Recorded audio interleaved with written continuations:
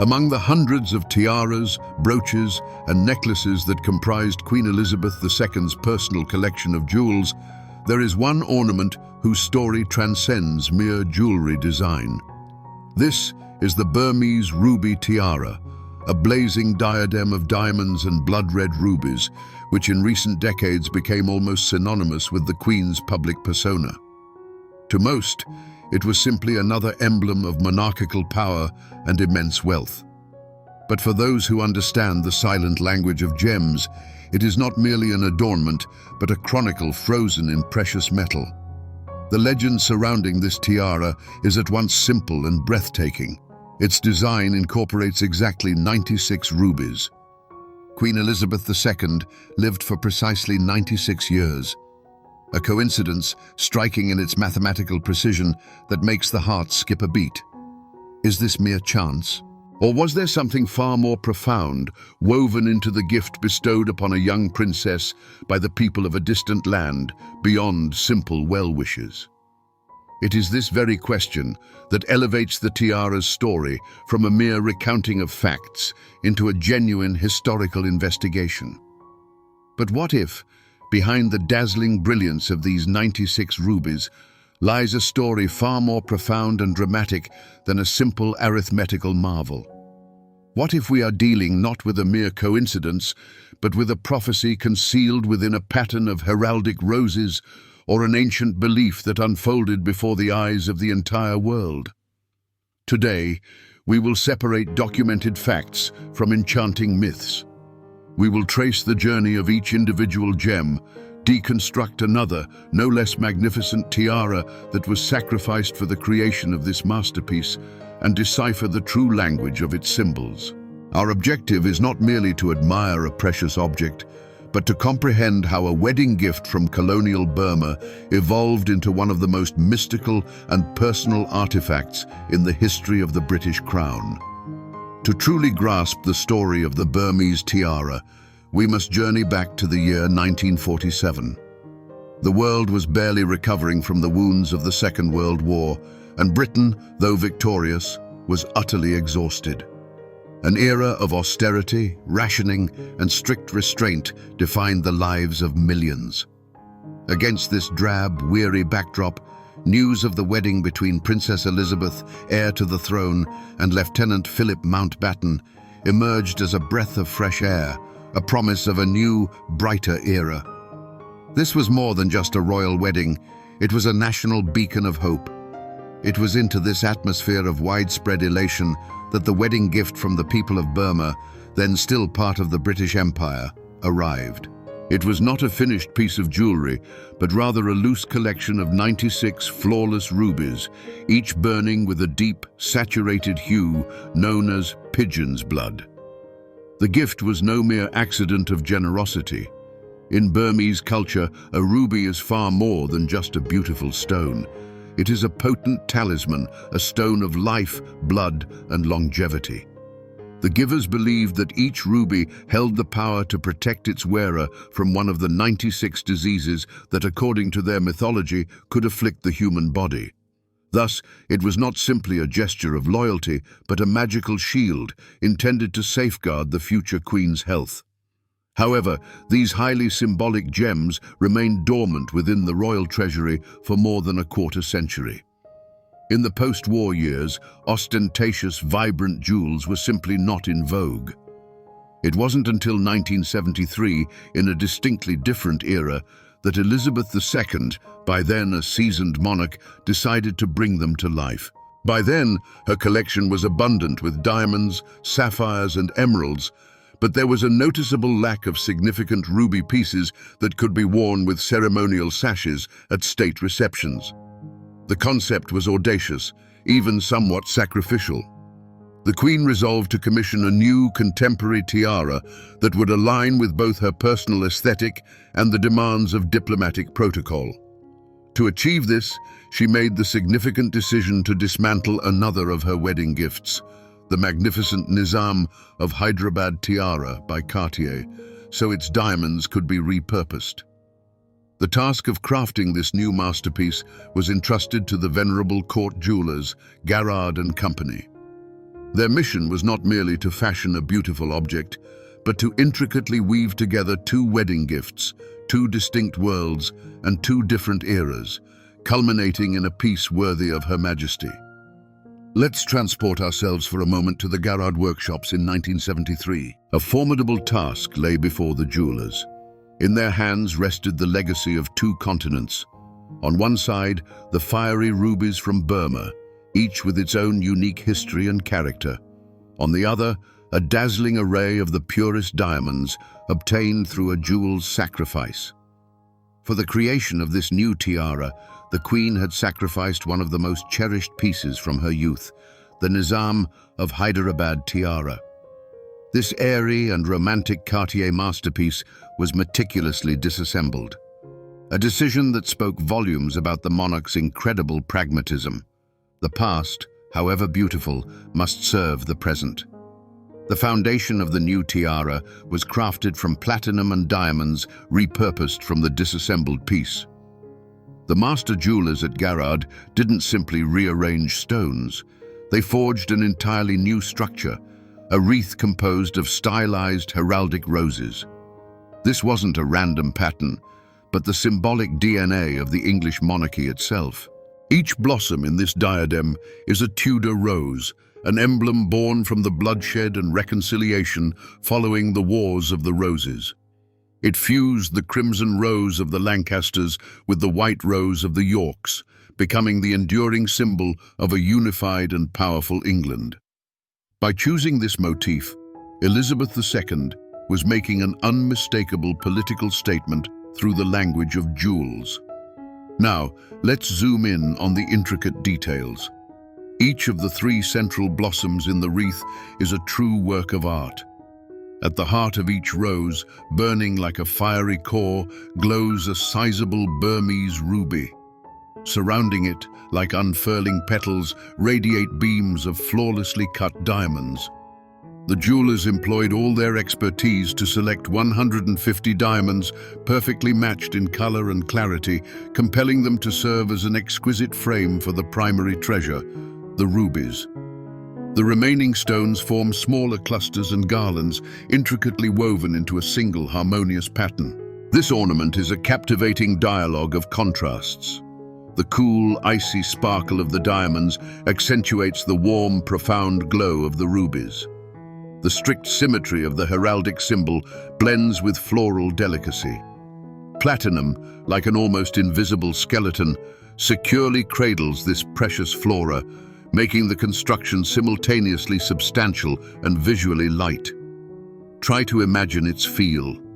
Cool, weighty metal, warming against the skin. Feel its heft, not oppressive but assured, bearing the weight of history and power. Behold how, with the slightest turn of the head, hundreds of lights ignite within its facets, the warm, velvety luminescence of the rubies and the sharp, almost piercing play of the diamonds. This is not merely a tiara. It is a heraldic manifesto woven from light and flame, a living history of England that one can wear upon their head. Picture a state banquet at Buckingham Palace in the mid-1970s.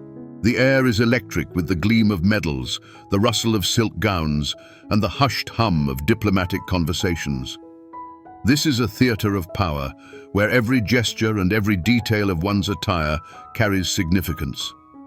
In this hall, beneath the cool glow of crystal chandeliers, Garrard and Company's new creation was destined to undergo its baptism by fire.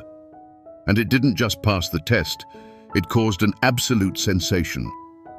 When Queen Elizabeth II entered the hall, all eyes naturally converged upon her. She wore a dress of severe cut, a broad, richly colored ceremonial sash draped across her shoulder. But above it all, atop her familiar coiffure, something new and audacious gleamed. It was the Burmese tiara. Debuting for the first time, it didn't get lost amid the palace's opulence. On the contrary, it commanded universal attention. It was simply stunning. The fire of the rubies seemed to contend with the scarlet hue of the ceremonial sash, while the diamond roses radiated with an icy, almost defiant splendor. That evening, The ornament transcended its status as a mere object. It became the crowning flourish in the image of a monarch who ruled not by right of birth, but by strength of character. Unlike the more delicate romantic diadems of her youth, this tiara was a declaration. It didn't whisper of fairy tales, it spoke the language of power. Its crisp, almost graphic design, founded upon a heraldic symbol, was an unmistakable message to the assembled foreign ambassadors and heads of state. Before you stands the Queen of England, guardian of centuries-old traditions and unyielding authority. The reaction was instantaneous. Among courtiers and connoisseurs, whispers rippled. They recognized the diamonds from the Nizam of Hyderabad tiara, and the Queen's audacity in sacrificing one treasure for another sparked a mix of admiration and astonishment. Diplomats, however, gleaned a different, deeper meaning. In an era of sweeping global changes and diminishing British influence, the monarch conveyed her nation's steadfastness and historical continuity through the most potent language at her disposal, the language of symbols. The very next day, photographs splashed across global newspapers, and the tiara became a topic of fervent discussion. Some lauded its daring design and patriotic spirit. Others, perhaps in hushed tones, pondered its immense cost and the dismantling of a historic ornament. But no one remained indifferent. From that moment on, the Burmese Ruby Tiara ceased to be merely a personal jewel of the Queen. It became part of her public arsenal, her crown for diplomatic engagements, and its debut on the global stage proved this weapon had been chosen flawlessly. From 1973 until the very end of her reign, the Burmese tiara embarked on its own distinct career within the court. It was not a piece for intimate family celebrations or sentimental occasions. It had a clear and crucial purpose. This tiara became Elizabeth II's primary diplomatic accessory, her undisputed first choice for state banquets, official visits, and receptions for foreign delegations. While other diadems spoke of family history or personal affections, this one articulated power and national prestige. The rationale behind this selection lay not only in its symbolism, but also in its impeccable visual harmony. No other ornament in her collection paired so perfectly with the accoutrements of state authority. The blood-red rubies engaged in an ideal dialogue with the scarlet, blue, and green sashes of orders that the monarch was obligated to wear at official events. Against this backdrop of ceremonial grandeur, the tiara was not overshadowed. Instead, it became its semantic and chromatic focal point, creating a cohesive, potent, and meticulously crafted image. Year after year, decade after decade, by appearing in this tiara at the most crucial engagements, the Queen transformed it from a mere ornament into an inseparable part of her public persona. While the Russian kokoshnik, or the Girls of Great Britain and Ireland tiara, were linked to dynasty and family, the Burmese tiara became personally associated with her, with Elizabeth as head of state. It was her calling card on the world stage, recognizable, consistent, and unwavering, much like her own reign. Was this tiara her personal talisman? We may never know for certain. Whether Elizabeth herself believed in the ancient Burmese legend of protection from 96 ailments remains a question confined within the walls of Buckingham Palace. However, it is undeniable that she wore it with such regularity, particularly in her later decades, that it suggested a unique, personal attachment. It was not only beautiful, but reputedly comfortable, a pragmatic detail that the eminently practical Queen surely valued. It was reliable, much like its wearer. Gradually, the tiara absorbed the aura of its wearer. It was no longer just a Garrard creation crafted from Cartier stones. It was an artifact that had witnessed dozens of world leaders, heard thousands of diplomatic toasts, and stood as a silent witness to the most pivotal political events of the latter half of the 20th and the dawn of the 21st century. Every one of its rubies and diamonds, it seems, holds the memory of these moments. Thus, an adornment born from practical necessity and audacious design, reached its golden age. It transcended being merely a tiara. It became the symbol of an entire era, a visual touchstone by which the world recognized and remembered Queen Elizabeth II. Its brilliance mirrored her own undeniable authority on the global stage. Yet, every grand narrative casts its own shadow, and the Burmese tiara's brilliance is no exception. Its creation was marked not only by creative insight, but also by an act that still causes jewelry connoisseurs to sigh with regret. The piece in question, the Nizam of Hyderabad tiara, sacrificed for its creation. This was no mere adornment.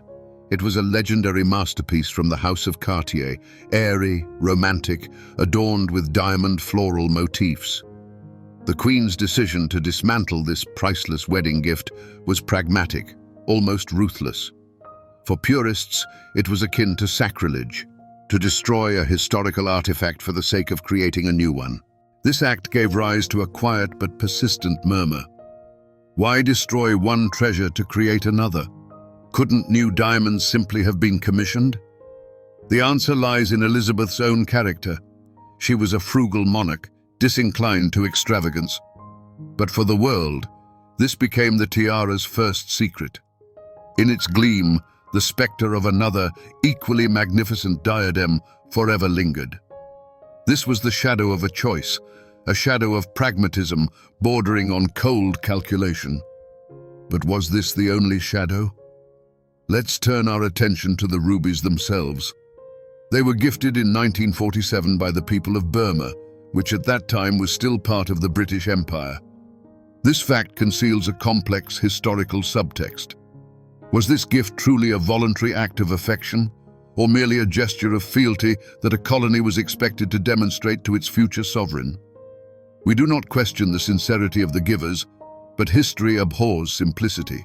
Behind the brilliance of these stones stands the complex and ambiguous era of colonialism, and this historical backdrop will forever remain part of the tiara's provenance. And finally, the most captivating legend, one that transformed the tiara into an object of mystical speculation.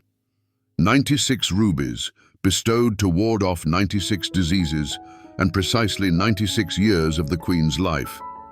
Here, as historical detectives, we must be exceedingly cautious. It's an incredibly beautiful and symbolic coincidence. But was it anything more? There is no documented evidence that when the tiara was created in 1973, Garrard jewelers, or the Queen herself, deliberately aimed for the number 96. More likely, the quantity of stones was dictated solely by the design and the original number of rubies gifted. Thus, we are dealing with a myth born post factum. This was not a prophecy embedded in the design.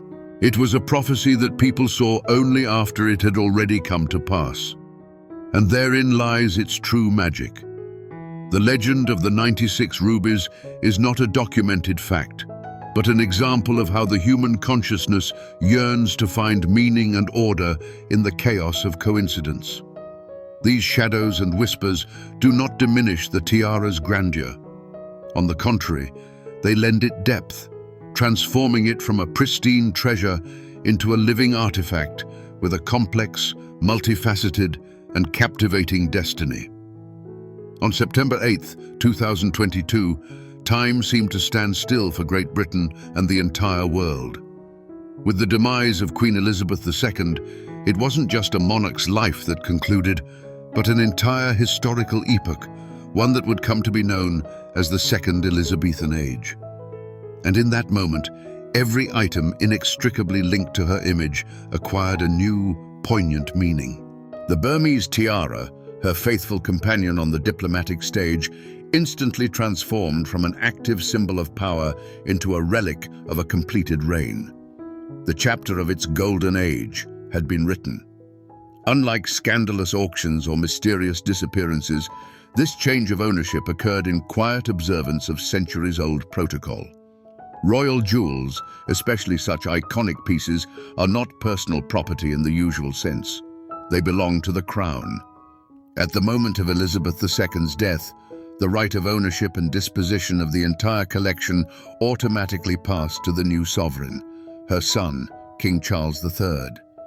There were no auctions, no wills, only a silent and solemn transfer of the treasure from one hand to another, symbolizing the enduring continuity of the monarchy itself. But beneath that formal transfer lay the poignant drama of a farewell. The tiara, it seemed, was orphaned. It had lost its paramount icon, the woman for whom it was created and whose essence it had reflected for half a century. In the public imagination, this circlet of rubies and diamonds had become so entwined with Elizabeth's image that its future fate sparked intense interest, even concern. Questions hung heavy in the air. Would the world ever see this tiara again? Or would it be forever enshrined in a museum display case as a sacred memorial, too personal for anyone else to wear? For several months, the tiara indeed receded into the shadows. While the nation mourned its queen and accustomed itself to a new monarch, the magnificent jewels were kept out of public view. This was a time of silence, a period of dormancy, not from neglect, but out of profound respect. The artifact, witness to so many historical events, paused, awaiting its new destiny, and the entire world waited with it for the answer to the pivotal question. Would the end of one era mark the dawn of another? The veil of silence and anticipation was lifted in November of 2022. The world held its breath, watching the first state banquet of the new reign, hosted in honor of the President of South Korea. That evening, all eyes were not only on King Charles III, but also on his wife, Queen Consort Camilla. What choice would she make? Which adornment from the royal coffers would she choose to signal her new status? This moment was more than just a public appearance. It was, in a sense, her public coronation. And then, as the doors opened and Camilla entered the hall, the answer astonished everyone.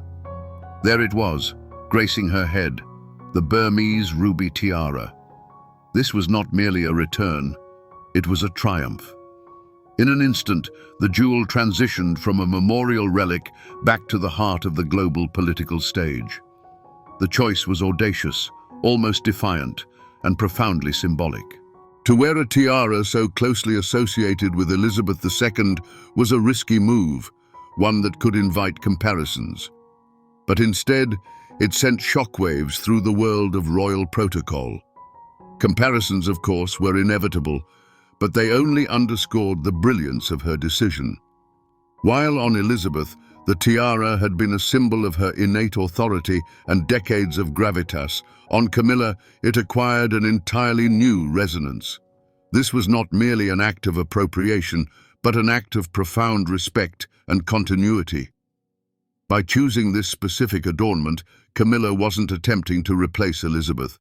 She was honoring her legacy, demonstrating that she was accepting not only the title, but also the full weight of responsibility that her formidable mother-in-law had carried. It was a message spoken without words. She chose not a romantic diadem, but a working tiara, one for diplomatic engagements, signaling that she understood its language and was ready to continue its service. The public and experts alike agreed. It was an impeccable choice. The tiara didn't just return, it found a second life. It proved that its story had not ended with the passing of its first wearer. Thus, its value, both historical and symbolic, reached its absolute zenith. It successfully bridged the Elizabethan era to the Carolinian, becoming a bridge between past and present. It ceased to be merely one queen's adornment and became a true treasure of the crown, a symbol of the British monarchy's steadfastness and continuity. Its return to the stage was not just spectacular, it was essential to prove that the legend lives on. So where does this treasure reside today? Its home is not a private vault, nor a museum display case in the conventional sense. The Burmese tiara is an integral part of what are known as the personal jewels of the crown, a collection that, while used by the monarch, belongs to the institution of the monarchy itself. This means its fate is predetermined. We will never see it on the auction block at Christie's or Sotheby's. It cannot be sold, gifted, or bequeathed on a whim. Its place forever remains within the treasury of the British monarchy, an eternal national heirloom. Along with this, its status has also transformed. Yes, as we have seen, it continues its service upon the new Queen's head. But now, it is no longer just an accessory, however incredibly precious. It is a living historical artifact. Every time it appears in public, we see more than just the sparkle of the stones. We see the legacy of Elizabeth II. We recall the legend of 96 years of life, and we feel the weight of half a century of history. It has become a relic, allowed to live and breathe, rather than merely rest beneath glass. To speak of its monetary worth is to entirely miss its essence. Yes, its price is shaped by a multitude of factors. First, there are the stones themselves. 96 flawless pigeon's blood, Burmese rubies, whose value is astronomical due to depleted mines, and diamonds from the historic Cartier tiara. Second, there's the brand, Garrard, the oldest jewelry house, synonymous with royal quality. But all of this pales in comparison to the primary component of its value, its provenance. It is its history that renders the tiara priceless. A wedding gift imbued with the mystical beliefs of an entire people, the sacrifice of another magnificent jewel for its birth, half a century in service to one of history's most renowned monarchs. And finally, the incredible legend that transformed it into a prophetic talisman. To distill these components into a single price is impossible. The Burmese tiara is a national treasure, its value measured not in carats or pounds sterling, but in the pages of history encoded within it. It is a guardian of eternity, tangible proof that monarchs pass, but the crown and its greatest symbols endure. So, let's return to the question where it all began. Was there a hidden prophecy in the tiara's design? Did the 96 rubies foretell 96 years of life? The answer, like history itself, is both simpler and infinitely deeper. No, in 1973, no one embedded a mystical code into the tiara. But when reality and legend converged at a single point, in that perfect storm of coincidences, something greater than a prophecy was born. A myth was born. And the true marvel lies not in the magic of the stones, but in our human need to see signs, to find meaning, and to weave history and destiny together. It is here that we find the ultimate conclusion. The Burmese Ruby Tiara is not merely a jewel. It is a physical embodiment of human stories, ambitions and passions frozen in metal. Everything has converged within it. The hope of an entire people infused into a scattering of crimson stones, the pragmatism and will of a queen who sacrificed one treasure to create another, the cold calculation of diplomacy for which the tiara became a weapon, and the quiet dignity of succession as it transitioned into a new era without losing its grandeur. This adornment is a silent chronicler. It has witnessed the world change beyond the windows of Buckingham Palace. It has heard the toasts of heads of state and the hushed whispers of courtiers. It has absorbed the glare of spotlights and the weight of responsibility. Every ruby is a page in history, every diamond a glimmer of a bygone moment. It has become part of the nation's cultural code, a symbol that speaks louder than any words. It proves that some things can transcend their material form. They cease to be mere objects and become ideas. The Burmese tiara today is no longer so much a circlet of rubies and diamonds as it is an idea of longevity, power, continuity, and the very magic that we ourselves weave into the fabric of history. And in this lies its principal lesson, its final, most dazzling brilliance. Great monarchs depart, but the authentic masterpieces they wore remain forever, not as mere adornments, but as immortal witnesses to their majesty.